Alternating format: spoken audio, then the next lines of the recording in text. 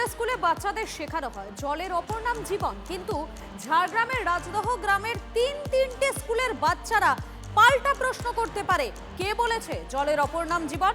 কারণ ওই তিনটে স্কুলের ভরসা যে পাতকুয়ার জল, সেই পাতকুয়ার জল খেলে রোগ বালাই না হওয়াটাই অস্বাভাবিক। অঝোরে বৃষ্টি নেমেছে, ছাতা মাথায় কুয়োর সামনে দাঁড়িয়ে যে রমণী সে রাধুনী। বড় স্বাদ হলো কুয়ো দর্শনের। কপিকল আর দড়িদড়ার ফাঁক ফোকর গলে নজর পড়ল পাতকুয়োর অতলে। নরক দর্শন হলো। ওই অতলে কৃষ্ণবর্ণ জলরাশি।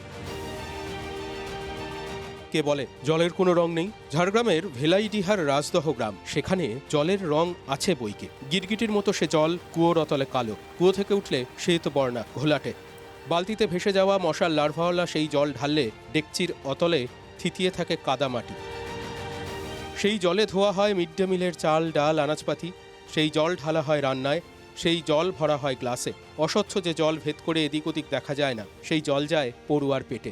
স্কুলেতেও পানীয় জলের সেরকম ব্যবস্থা নেই, কুয়োর জলে মিড ডে মিল রান্না হয়। রাজদহের ওই কুয়ো যেন ত্রিবেণী সঙ্গম। এর তিন দিকে তিন স্কুল।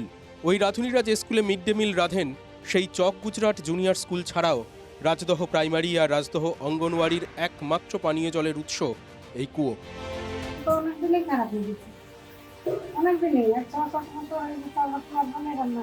এখানে 2016 সালে মহামারী দেখা দিয়েছিল, ডায়রিয়াতে মারা গেছে 5 জন। তাও কোনো কিছু জলের সঙ্গে পেটে যায় ঘোলা থিতিয়ে থাকা ময়লা, মাটি, বালি, কীটপতঙ্গ। পেটের ভিতরেও সেই অস্বচ্ছ দূষিত জল বয়ে নিয়ে চলে রোগ জীবাণু।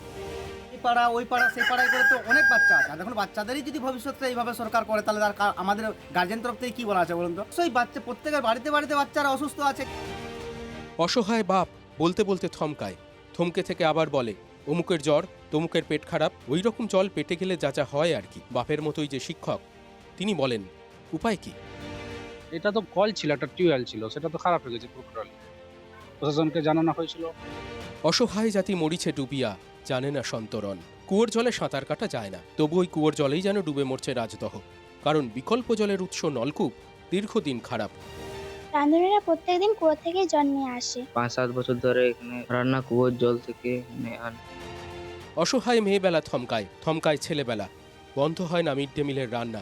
ওই জলেই ভেসে যায় নরম সাদা তুলতুলে ভাত। দূষিত জলে কি রান্নার স্বাদ বাড়ে? কারো কিছু করার নেই। প্রশাসন, তারও কি কিছুই করার নেই? এই সমস্যা থেকে মুক্তি চাইছেন এই তিনটি স্কুলের শিক্ষক শিক্ষিকারা, এবং তারা পাতার মতো গুনে চলেছেন সময়, যে কবে এই ভাগ্য তাদের বদলাবে। বেলপাড়ি থেকে তন্ময় নন্দী, TV9 বাংলা।